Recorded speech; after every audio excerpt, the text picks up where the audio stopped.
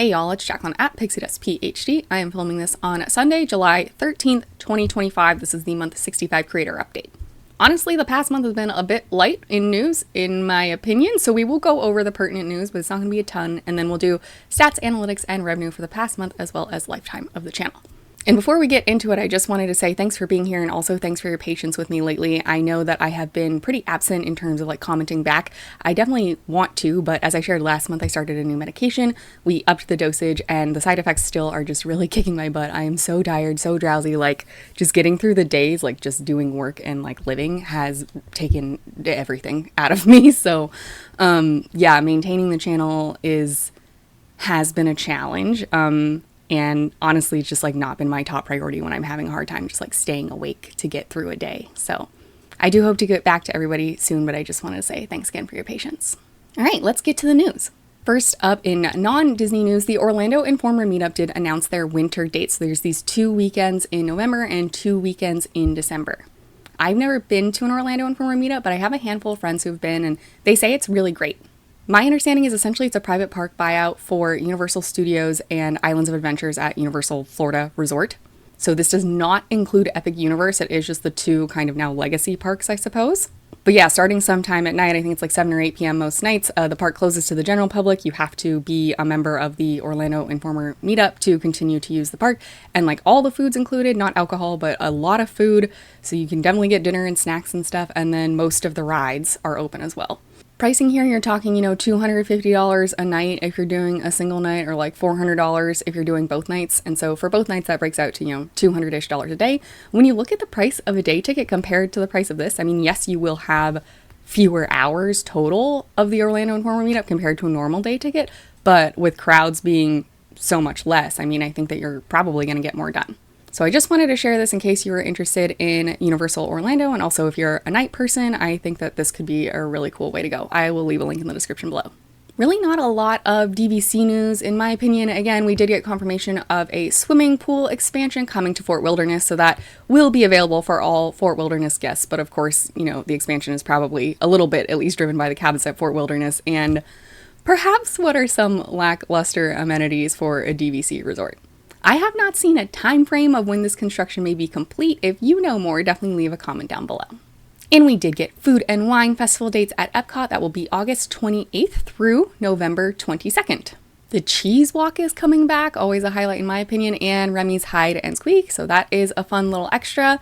And then we also got the Eat to the Beat announcement. So here are the dates and the artists. Notable new performers, in my opinion, include Ben Rector, Jordan Sparks, and of course the Beach Boys. That's pretty cool. We don't yet have the foodie guide, but I would expect that will come out in the next month or so.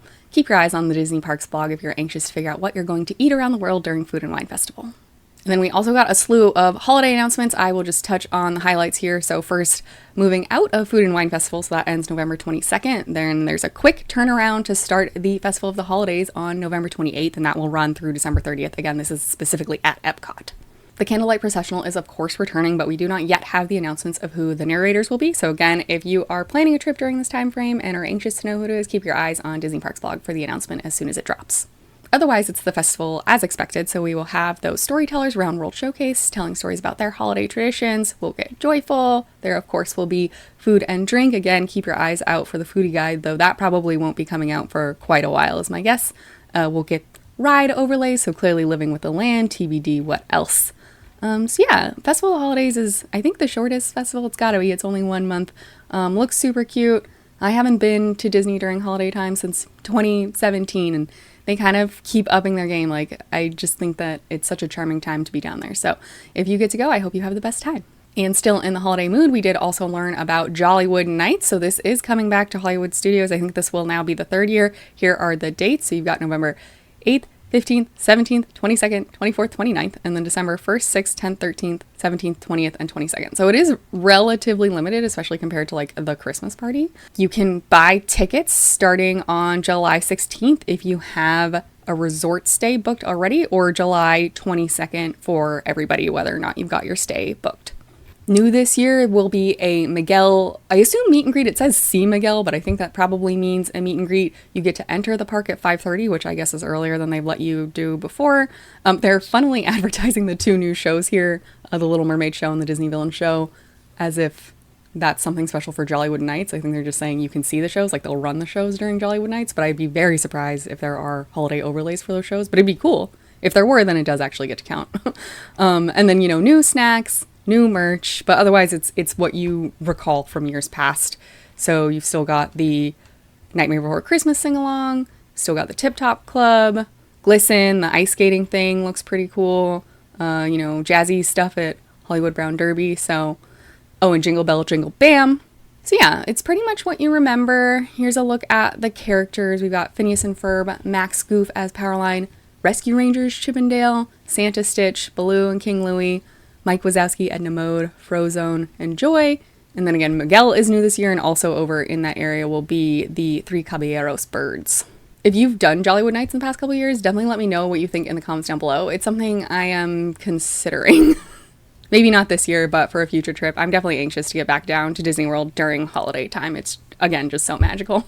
And then, of course, with the Jollywood announcement, we also have the Mickey's Very Merry Christmas Party announcements. So these will run on select dates from November 7th through December 21st. Here are the exact dates. I'm not going to read these all out loud because it's quite often. There's often a Christmas party happening. And so even if you aren't planning on going to the Christmas party, if you are going to be in Disney World during these times, do note, of course, that means Magic Kingdom will be closing to day guests early all of these days.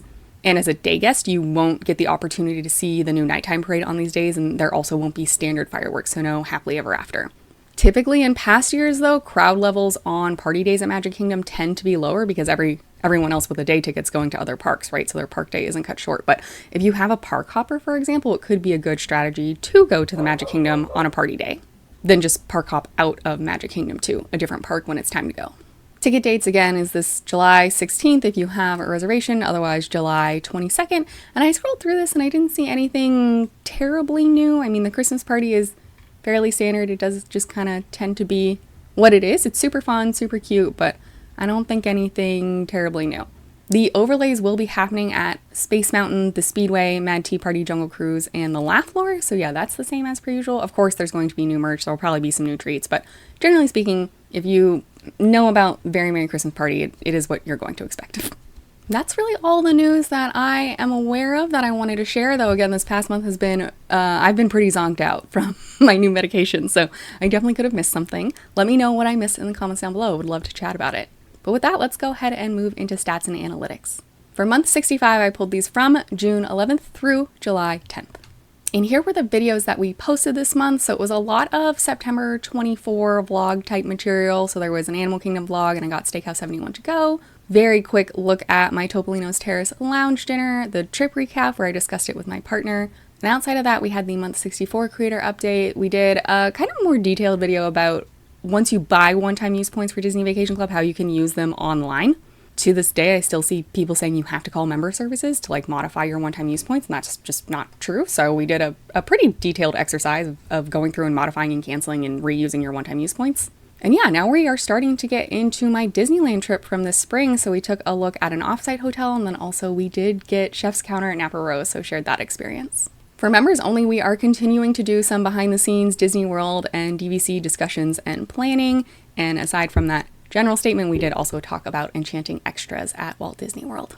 And here's a look at the top content by views this month. So again, a couple shorts being picked up for reasons I can't explain, but I mean, I'm grateful for the views. This is a very weird top content look, in my opinion, because we've got a short at the top from Disneyland from years ago, and then also a Disneyland Paris offsite hotel room tour. Not sure why that's now getting picked up in the algorithm, but anyway, it is, a mix of room tours, a little bit of Universal stuff, and then Disney World stuff and DVC, of course. And 4 of these videos were posted this month, with the top one here, number 4, being that one-time use points kind of detailed look at modifying and using those online. Moving into stats then, this month for views, the channel got just over 7,000 total views, and those came from just over 4,300 unique viewers. 795 of those viewers were returning. Thank you so much for interacting with the channel. I know I say it every month, but I do mean it. You liking the videos, subscribing to the channel ringing the bell icon, commenting, sharing with friends, all of that is super helpful and important to keep my channel afloat, honestly. An extra special thank you to my monthly Ko-fi members this past month. That's James, Tiffany, Jeff, Amy, Coco, Michelle, Judy, and Tara. I really appreciate it. In the past month, we got just under 420 total watch hours, and there were 111,000 total impressions, with 54.4% of those impressions coming from YouTube. And overall, in the past month, the channel got 25 new subscribers. Moving into lifetime stats then, the channel overall now has 415,000 views. This now equates to 26,751 watch hours. The channel has 4.695 million impressions, with 41% of those impressions coming from YouTube. And overall, the channel is at 2,059 subscribers. So doing some reflections, month over month was a bit mixed. I mean, views and watch hours was down. That's never fun. That being said, they were still respectable numbers. But the number of impressions I got was up, and impressions from YouTube was way up, which is nice. And the percent from not subscribed was also up.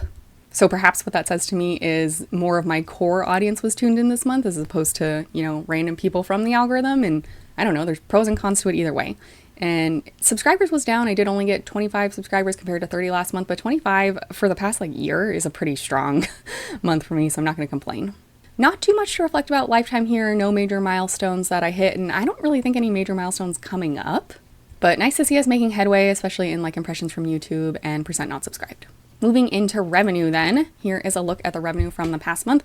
I made just about $38. This is $6.23 for every 1,000 views, or $18.22 for every 1,000 ad views. That first number, the $6.23 per 1,000 views, is pretty high for me, so I'm pretty happy about that. And then here is a look at the top earning videos from the past month. The DVC one-time use points one coming in first, followed by an older Disney Vacation Club availability video. So DVC and room tours usually do kind of lead the way here, so I'm not too surprised. Lifetime revenue, we are now at $1,684 total. That's $4.08 for every 1,000 views, or $20.52 for every 1,000 ad views. And here is a look at my past 6 months of revenue. So hovering around that $40 a month territory. That's pretty average for me, I would say. Coming up on the channel is probably just going to be Disneyland trip content. For sure, you'll get villas at the Grand California room tour. Frankly, that video might post before this one, just depends on how quick I can edit this video. After that, I'm not too sure. I haven't edited anything. Like I said, I really been kind of down in the dumps the past month, so I definitely am behind TBD. I also would like to do a DVC availability video, but I just don't know if that's in the cards for me in terms of those do actually take quite a lot of effort, and I don't know if I have it in my body right now. Hopefully I can maintain uploading once a week, but again, I am honestly not too sure with how I'm feeling, so if there is a small break, that's why, but everything is fine. I just need to spend more time resting, essentially.